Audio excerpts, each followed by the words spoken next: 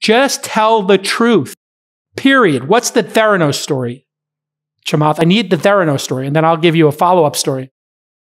The Theranos story is, so I had a very famous investor tell me, this was like 2015, 2016. And I said, guys, we were just talking. I said, what do you like? What do you like? Like, we all kind of talk like that at some point whenever we interact, and he said, this company, Theranos, you have to, maybe it was 2014. Anyways, 2015. Theranos. And I said, are you an investor? And he said, no, but I wish I was. It's incredible. And I tried to get an introduction. And I thought, okay, this is going to be really interesting. I couldn't get an introduction. But then I find out who the board is, and instantly I get turned off. So in my mind, I had a very negative impression because the board was literally not all 90-year-olds. And I thought, what do 90-year-olds know about, blood testing and, basically building a tricorder? And at that time, I think I told this story before, but I had burned about maybe 50, 75 million bucks on 6 different startups trying to do this, like, in situ kind of like, finger prick blood testing, blah, blah, blah. So I was really fascinated with the space. A year and a half later, a guy that I work with at Facebook, a very senior guy, says to me, I'm thinking, and I was trying to recruit him to come work at one of my companies as CEO. I'm thinking of going to Theranos. And I said, just go to the interview and tell me what happens. Before I, try to convince you to not go. He goes into the interview to be COO of this fucking company. They don't let him past reception. They interview him in a makeshift room outside of the meeting. And he said, well, can I, go inside? And, when do we have a follow-up interview? I'd like to meet some of the team. I want to see what it is. And they said, no, we're good. Here's your offer letter. Do you want to join? Well, can I see the device? Can I try it? No, we're good. Let's go. And I said to this guy, I said, how can you fucking join this company? I mean, it's not like you're coming in as like a junior flunky. You're coming in as the second or third most important person in this business. You haven't been past reception. You don't even know what's past reception. You don't even know what your office will look like. You don't even know if you like the office furniture. At that basic level, think about everything else that comes after that. And then, what happened. So what a disaster. William Perry, former head of Secretary of Defense, Henry Kissinger. I mean, it was like...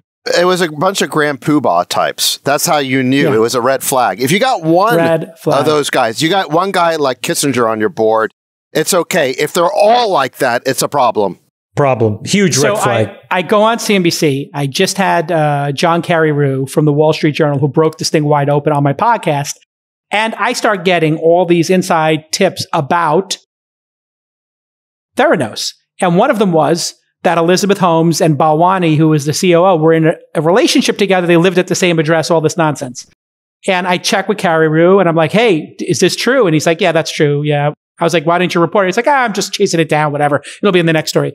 So I go on CNBC and I was like, listen, when there's smoke, there's fire. If they had the device, my game theory is if you have the device, you show it. If you don't have the goods, you don't show it. Period. End of story. I think my gut tells me this is a total fraud. It'll be zero.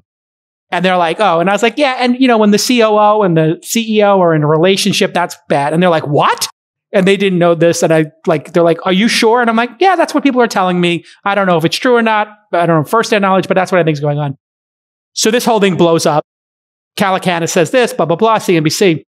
That night, I got invited to Beep's house in the Valley for movie night. We've all been to that movie night. Yeah. I walk in. There's Zuck. There's this famous person. There's this Googler. That person. It's 50 people. And the celebrities who are in the blockbuster movie are there. I think it was the movie Arrival, but I'm not going to make any, I don't want to give away whose house it was. I go to this secret movie night. I walk in, I get greeted, and I kid you not, 15 feet in front of me, looking directly at me, is Elizabeth Holmes. And I get with her like 10 feet her, and she just looks at me, snarls, and walks away. It's like the most uncomfortable moment of my life. Clearly a giant scam and fraud. And she's going to go to jail too, by the way. She's going on trial this month, August, I believe, she'll be on trial. It's taking way too long. And I hope she goes. Yeah, I mean, the justice system's a little bit screwed. Okay, we got to wrap up with one more story. Cal, you have a pretty good track record of calling out these frauds. Yeah. I think it's a service to the community. Yeah, I agree. You're one of the few who actually does it. You got any other budding frauds? Well, Ripple, you called out Ripple, right? Oh, let's go easy on the Ripple. Just some people who are friends with people. Well, I think right now, you're backing off? I'm not backing off. I just don't want to lose a member of our little quartet here.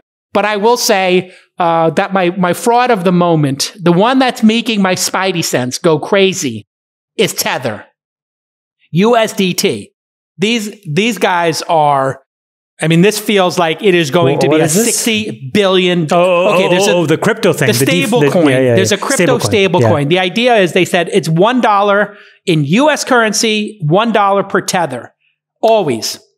And then over time, we find out maybe they don't have $1 in their bank account for each one. The New York Attorney General fines them $18 million, says you can't work with anybody in New York. They say, we're not a fraud. And I'm like, well, what about the Attorney General who said you were a fucking fraud?